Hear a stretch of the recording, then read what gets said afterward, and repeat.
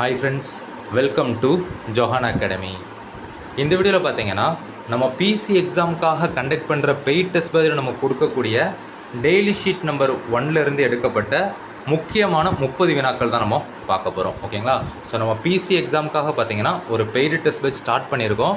அந்த paid test பேட்சுக்கான schedule, அதுக்கப்புறம் model PDF பார்த்தீங்கன்னா இந்த வீடியோ கீழே டிஸ்கிரிப்ஷனில் கொடுத்துருக்கேன். அதை டவுன்லோட் பண்ணி பாருங்கள். அதை பார்த்ததுக்கப்புறம் இந்த பிசி பெய்டு டெஸ்ட் பேட்சில் ஜாயின் பண்ண விருப்பப்பட்டீங்க அப்படின்னா 1000 ரூபா பே பண்ணி நீங்கள் ஜாயின் பண்ணிக்கலாம். ஓகேங்களா? ஸோ இதில் ஜாயின் பண்ண விருப்பம் உள்ளவங்க பார்த்தீங்கன்னா I want PC test batch அப்படின்னு டைப் பண்ணி 9385950322 இந்த வாட்ஸ்அப் நம்பருக்கு சென்ட் பண்ணிங்க அப்படின்னா உங்களுக்கான ஜாயினிங் ப்ரொசீஜர் நான் அப்டேட் பண்ணுவேன். ஓகேங்களா? ஸோ பிசி பெய்ட் டெஸ்ட் பேஜில் ஜாயின் பண்ணுறவங்களுக்கு பார்த்தீங்கன்னா 6th to 10th வரை உள்ள ஸ்கூல் புக்கில் உள்ள எல்லா லெசனுக்கும் பார்த்தீங்கன்னா உங்களுக்கு முக்கியமான பாயிண்ட்ஸை டெய்லி ஷீட்டாக கொடுப்பேன். அந்த டெய்லி ஷீட்லேருந்து பார்த்தீங்கன்னா ரொம்ப முக்கியமான பாயிண்ட்ஸை இதே மாதிரி ஒன்லைனர் டெஸ்ட்டாக உங்களுக்கு நான் கண்டக்ட் பண்ணுவேன். ஓகேங்களா? ஸோ இந்த வருஷம் வரக்கூடிய பிசி எக்ஸாமில் கட்டாயம் பாஸ் பண்ணியே ஆகணும் அப்படின்னு சொல்லிட்டு படிக்கிறவங்க இந்த பிசி பெய்ட் டெஸ்ட் பேஜை நீங்கள் ஜாயின் பண்ணி படிச்சுக்காங்க. கட்டாயம் வரக்கூடிய பிசி எக்ஸாமில் நீங்கள் பாஸ் பண்ணிடலாம். ஓகேங்களா? ஸோ 1000 ரூபா ஃபீஸ் பே பண்ணி ஜாயின் பண்ணிட்டீங்க அப்படின்னா இப்போ இருந்து பிசி எக்ஸாம் வர பார்த்தீங்கன்னா உங்களுக்கான அப்டேட் வந்து நான் கொடுத்துட்டே இருப்பேன். ஓகேங்களா? ஸோ விருப்பம் உள்ளவங்க நீங்கள் சீக்கிரம் ஜாயின் பண்ணிக்காங்க. ஓகே, இதில் ஃபஸ்ட் கொஸ்டின் பாருங்கள். சதி ஒழிப்பு சட்டம் எந்த ஆண்டு இயற்றப்பட்டது? அந்த சதி ஒழிப்பு சட்டம் பார்த்தீங்கன்னா 1829ஆம் ஆண்டு இயற்றப்பட்டிருக்கும். அடுத்தது செகண்ட் கொஸ்டின் பாருங்கள். சதி ஒழிப்பு சட்டம் யாரால் இயற்றப்பட்டது மற்றும் சதி ஒழிப்பு சட்டம் இயற்றப்பட முக்கிய காரணமாக இருந்தவர்? இந்த சதி ஒழிப்பு சட்டம் பார்த்தீங்கன்னா வில்லியம் பென்டிக் அப்படிங்கிறவரால் இயற்றப்பட்டது. ஓகேங்களா? இந்த சதி ஒழிப்பு சட்டம் இயற்றப்பட முக்கிய காரணமாக இருந்தவர் பார்த்தீங்கன்னா ராஜாராம் மோகன் ராய். ஓகேங்களா? ஸோ படிக்கும்போது நீங்கள் இதே மாதிரி கம்பேர் பண்ணி படிச்சுட்டீங்க அப்படின்னா உங்களுக்கு அந்த கொஸ்டினில் குழப்பம் இருக்காது. ஓகேங்களா? அடுத்தது மூணாவது பாருங்கள். நவீன வங்காள உரைநடையின் முன்னோடி என அழைக்கப்படுபவர்? ஸோ நவீன வங்காள உரைநடையின் முன்னோடி அப்படின்ட்டு ஈஸ்வர சந்திர வித்யாசாகர் அழைக்கப்படுறாரு. அடுத்தது நாலாவது கொஸ்டின். இந்திய மறுமலர்ச்சியின் தந்தை என்றும் நவீன இந்தியாவின் விடிவெள்ளி என்றும் அழைக்கப்படுபவர்? ஸோ இந்திய மறுமலர்ச்சியின் தந்தை அப்படின்ட்டு ராஜாராம் மோகன் ராய் அழைக்கப்படுறாரு. நவீன இந்தியாவின் விடிவெள்ளி அப்படின்னு சொல்லிட்டு ராஜாராம் மோகன் ராயுமே அழைக்கப்படுறாரு. அது போக பார்த்தீங்கன்னா சுவாமி விவேகானந்தரும் அழைக்கப்படுறாரு. ஓகேங்களா? ஸோ நவீன இந்தியாவின் விடிவெள்ளி அப்படின்னா ராஜாராம் மோகன் ராயும் ஆன்சர் வரும், விவேகானந்தரும் ஆன்சர் வரும். ஓகேங்களா? அடுத்தது பிரம்ம சமாஜம் யாரால் எங்கு எப்போது நிறுவப்பட்டது? ஓகேங்களா?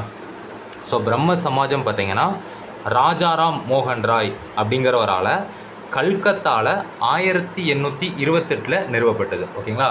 ஸோ இதிலேருந்து உங்களுக்கு கொஸ்டின் எப்படி கேட்கலாம் அப்படின்னா பிரம்ம சமாஜத்தின் தலைமையகம் எங்கே இருக்குது அப்படின்னு சொல்லிட்டு கேட்கலாம். ஸோ எங்கே நிறுவனாங்க? கல்கத்தாவில். ஸோ கல்கத்தா தான் பிரம்ம சமாஜத்தோட தலைமையகம். ஓகேங்களா? அடுத்தது ஆறாவது கொஸ்டின். பிரார்த்தனை சமாஜம் யாரால் எங்கு எப்போது நிறுவப்பட்டது? இந்த பிரார்த்தனை சமாஜம் பார்த்தீங்கன்னா ஆத்மராம் பாண்டுரங் அப்படிங்கிறவரால் பம்பாயில் 1867ஆம் ஆண்டு நிறுவப்பட்டது. ஓகேங்களா? ஸோ இதில் இந்த பிரார்த்தனை சமாஜத்தோட தலைமையகம் எங்கே இருக்குது அப்படின்னு பார்த்தீங்கன்னா பம்பாய். ஓகேங்களா? ஸோ பிரார்த்தனை சமாஜம் பம்பாயில் தான் நிறுவப்பட்டது. ஸோ அதோட தலைமையகம் பார்த்தீங்கன்னா பம்பாய். அடுத்தது ஆரிய சமாஜம் யாரால் எங்கு எப்போது நிறுவப்பட்டது? இந்த ஆரிய சமாஜம் பார்த்தீங்கன்னா சுவாமி தயானந்த சரஸ்வதியால் பஞ்சாப் மாநிலத்தில் 1875 நிறுவப்பட்டது. ஓகேங்களா? அப்போது இந்த ஆரிய சமாஜத்தோட தலைமையகம் எங்கே இருக்குது? பஞ்சாபில் இருக்குது. ஓகேங்களா? அடுத்தது எட்டாவது கொஸ்டின். பிரம்மஞான சபை யாரால் எங்கு எப்போது நிறுவப்பட்டது? இந்த பிரம்மஞான சபை பார்த்தீங்கன்னா 2 பேரால் நிறுவப்பட்டிருக்கும். ஓகேங்களா? ஃபஸ்ட்டு மேடம் ஹச்பி பிலாவட்ஸ்கி, ரெண்டாவது கர்னல் ஹச்எஸ் ஆல்காட். இவங்க 2 பேரால் பிரம்மஞான சபை பார்த்தீங்கன்னா அமெரிக்காவில் 1875ஆம் ஆண்டு அவங்களுக்கு நிறுவப்பட்டுச்சு. ஓகேங்களா? அடுத்தது ராமகிருஷ்ண மிஷன் யாரால் எங்கு தொடங்கப்பட்டது?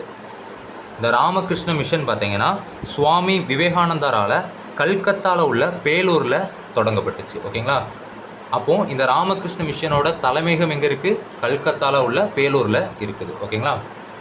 அடுத்தது 10வது கொஸ்டின். ஒரு பைசா தமிழன் என்ற வாராந்த பத்திரிகை யாரால் எப்போது தொடங்கப்பட்டது? ஒரு பைசா தமிழன் அப்படிங்கிற வாராந்திர பத்திரிகை பார்த்தீங்கன்னா அயோத்திதாச பண்டிதரால் 1907 தொடங்கப்பட்டது. ஓகேங்களா, இது ரொம்ப ரொம்ப ரொம்ப முக்கியமான கொஸ்டின்.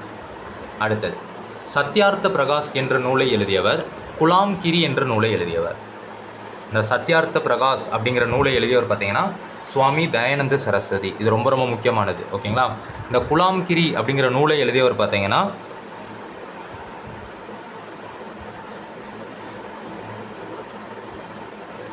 ஜோதி பாபுலே. ஓகேங்களா, அடுத்தது, திருவருட்பாவை இயற்றியவர் மற்றும் அகில திரட்டு என்ற நூலை இயற்றியவர். இந்த திருவருட்பா அப்படிங்கிற நூலை இயற்றியவர் பார்த்தீங்கன்னா ராமலிங்க அடிகள். ஓகேங்களா, அவரை வள்ளலார் அப்படின்னு சொல்லிட்டும் குறிப்பிடுவாங்க. அகில திரட்டு அப்படிங்கிற நூலை எழுதியவர் யார் அப்படின்னு பார்த்தீங்கன்னா வைகுண்ட சுவாமிகள். அடுத்தது, பிரம்மஞான சபையின் தற்போதைய தலைமையிடம் எங்குள்ளது? இது ரொம்ப ரொம்ப முக்கியமான கொஸ்டின். ஓகேங்களா, ஸோ பிரம்மஞான சபை ஆல்ரெடி நம்ம பார்த்தோம் அமெரிக்காவில் நிறுவனாங்க அப்படின்னு சொல்லிட்டு. ஆனால் இந்த பிரம்மஞான சபையோட தற்போதைய தலைமையகம் பார்த்தீங்கன்னா சென்னையில் உள்ள அடையாறில் அமைந்திருக்கு. ஓகேங்களா, அடுத்தது, ஹச்எஸ் ஆல்காட்டின் மறைவுக்கு பின்னர் பிரம்மஞான சபையின் தலைவராக தேர்ந்தெடுக்கப்பட்டவர். இந்த ஹச்எஸ் ஆல்காட் நம்ம ஆல்ரெடி பார்த்துருந்தோம், பிரம்மஞான சபையை நிறுவியவர்களில் ஒருத்தர். ஓகேங்களா, ஸோ அவர் மறைந்ததுக்கு பிறகு பார்த்தீங்கன்னா பிரம்மஞான சபையோட தலைவராக அன்னி பெசன்ட் தேர்ந்தெடுக்கப்பட்டிருப்பாங்க. அடுத்தது, 15வது கொஸ்டின்.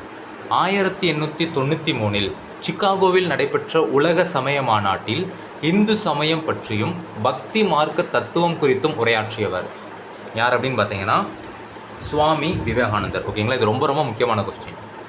அடுத்தது, ஒடுக்கப்பட்டோருக்கான முதல் பள்ளியை புனேவில் திறந்தவர் மற்றும் சத்யசோதக் சமாஜ் எனும் அமைப்பை நிறுவியவர். ஒடுக்கப்பட்டோருக்கான முதல் பள்ளியை புனேவில் திறந்தவர் பார்த்தீங்கன்னா ஜோதி பாபுலே தான். ஸோ ஜோதி பாபுலே நிறுவிய அமைப்பு தான் சத்யசோதக் சமாஜ். அடுத்தது, 17வது கொஸ்டின். இந்தியாவில் விதவைகள் மறுமண சட்டம் இயற்றப்படவும் திருமண வயது சட்டம் இயற்றப்படவும் காரணமாக இருந்தவர். ஸோ இந்தியாவில் விதவைகள் மறுமண சட்டம் இயற்றப்பட பார்த்தீங்கன்னா ஈஸ்வர சந்திர வித்யாசாகர் தான் காரணமாக இருந்திருப்பார். அவரே தான் திருமண வயது சட்டம் இயற்றப்படவும் காரணமாக இருந்திருப்பார். ஓகேங்களா, அடுத்தது, 18வது கொஸ்டின். இந்தியாவில் விதவைகள் மறுமண சட்டம் இயற்றப்பட்ட ஆண்டு மற்றும் திருமண வயது சட்டம் இயற்றப்பட்ட ஆண்டு. இந்தியாவில் திருமண வயது சட்டம் பார்த்தீங்கன்னா 1856 இயற்றப்பட்டிருக்கும். திருமண வயது சட்டம் பார்த்தீங்கன்னா 1860 இயற்றப்பட்டிருக்கும். அடுத்தது, 19வது கொஸ்டின். யாருடைய தலைமையிலான அமைப்பு ஆதி பிரம்ம சமாஜம் என்று அழைக்கப்பட்டது மற்றும் இந்திய பிரம்ம சமாஜத்தை தோற்றுவித்தவர்? ஸோ தேவேந்திரநாத் தாகூர் அவரோட தலைமையிலான அமைப்பு தான் ஆதி பிரம்ம சமாஜம் அப்படின்ட்டு அழைக்கப்பட்டிருக்கும். இந்த இந்திய பிரம்ம சமாஜத்தை தோற்றுவித்தவர் பார்த்தீங்கன்னா கேசவ் சந்திரசென். அடுத்தது, 20வது கொஸ்டின். ஆரிய சமாஜத்தின் முக்கிய முழக்கம் மற்றும் பார்சிகள் சீர்திருத்த இயக்கத்தின் முக்கிய முழக்கம். இந்த ஆரிய சமாஜத்தோட முக்கிய முழக்கம் என்ன அப்படின்னு பார்த்தீங்கன்னா வேதங்களுக்கு திரும்புவோம். ஓகேங்களா, பார்சிகள் சீர்திருத்த இயக்கத்தோட முக்கிய முழக்கம் என்ன அப்படின்னு பார்த்தீங்கன்னா ராஸ்ட் கோப்தார். அதோட மீனிங் என்ன அப்படின்னு பார்த்தீங்கன்னா உண்மை விளம்பி. அடுத்தது, 21வது கொஸ்டின். பூனே சர்வஜனிக் சபா, விதவை மறுமணச் சங்கம் மற்றும் தக்கான கல்விக் கழகம் ஆகிய அமைப்புகளை நிறுவியவர் யார் அப்படின்னு பார்த்தீங்கன்னா மகாதேவ் கோவிந்த் ரானடே. அவர் தான் பூனே சர்வஜனிக் சபா, விதவைகள் மறுமணச் சங்கம், தக்கான கல்விக் கழகம் இந்த அமைப்புகளை நிறுவியிருக்காரு. அடுத்தது, 22வது கொஸ்டின், 23வது கொஸ்டின் ரெண்டும் பாருங்கள். ஜீவன் என்பதே சிவா அல்லது வாழ்கின்ற அனைத்து உயிர்களும் இறைவனை என்றவர். மனிதர்களுக்கு செய்யப்படும் சேவையே கடவுளுக்கு செய்யப்படும் சேவை. இந்த ரெண்டு கூற்றையும் யார் சொல்லியிருப்பா அப்படின்னு பார்த்தீங்கன்னா ராமகிருஷ்ண பரமஹம்சர். ஓகேங்களா, அடுத்தது, 24வது கொஸ்டின். இஸ்லாமுக்கும் கிறிஸ்துவ மதத்திற்கும் மாறிய இந்துக்களை மீண்டும் இந்துக்களாக மாற்ற சுத்தி என்ற சுத்திகரிப்பு சடங்கை வகுத்து கொடுத்தது. ஸோ சுத்தி அப்படிங்கிற சுத்திகரிப்பு சடங்கை பார்த்தீங்கன்னா ஆரிய சமாஜம் தான் வகுத்து கொடுத்துருப்பாங்க. அடுத்தது, இந்தியாவில் பௌத்தம் புத்துயிர் பெறுவதில் முக்கிய பங்காற்றியது. ஸோ இந்தியாவில் பௌத்தம் புத்துயிர் பெற பார்த்தீங்கன்னா ஆரிய சமாஜம் தான் முக்கிய பங்காற்றியிருக்கும். அடுத்தது, 26வது கொஸ்டின். நிரங்கரிகள் இயக்கத்தை நிறுவியவர் மற்றும் நாம்தாரி இயக்கத்தை நிறுவியவர். இந்த நிரங்கரிகள் இயக்கத்தை பார்த்தீங்கன்னா பாபா தயால்தாஸ் நிறுவியிருப்பார். நாம்தாரிகள் இயக்கத்தை பார்த்தீங்கன்னா பாபா ராம்சிங் நிறுவியிருப்பார். அடுத்தது, 27வது கொஸ்டின். சிங் சபா எனும் அமைப்பு எங்கு நிறுவப்பட்டது மற்றும் அகாலி இயக்கத்தின் முன்னோடி அமைப்பு. இந்த சிங் சபா அப்படிங்கிற அமைப்பு பார்த்திங்கன்னா அமிர்தசரஸில் நிறுவப்பட்டது. இந்த அகாலி இயக்கத்தின் முன்னோடி பார்த்திங்கன்னா இந்த சிங் சபா அப்படிங்கிற அமைப்பு தான். அடுத்தது 28வது கொஸ்டின். 1865 சமரச வேத சன்மார்க்க சங்கம் எனும் அமைப்பை நிறுவியவர் யார் அப்படின்னு பார்த்தீங்கன்னா வள்ளலார். அடுத்தது 29வது கொஸ்டின். அன்னிபெசன்ட் பிரம்மஞான கருத்துக்களை தன்னுடைய எந்த செய்தித்தாள்கள் மூலம் பரப்பினார்? ஆன்சர் பார்த்தீங்கன்னா நியூ இந்தியா காமன்வெல்த். அடுத்தது 30வது கொஸ்டின். ஆங்கிலேய ஆட்சியை திருவிதாங்கூர் அரசரின் ஆட்சியையும் முறையே வெள்ளை பிசாசுகளின் ஆட்சி என்றும் கருப்பு பிசாசுகளின் ஆட்சி என்றும் விமர்சித்தவர்? ஆன்சர் பார்த்தீங்கன்னா வைகுண்ட சுவாமிகள். ஓகேங்களா?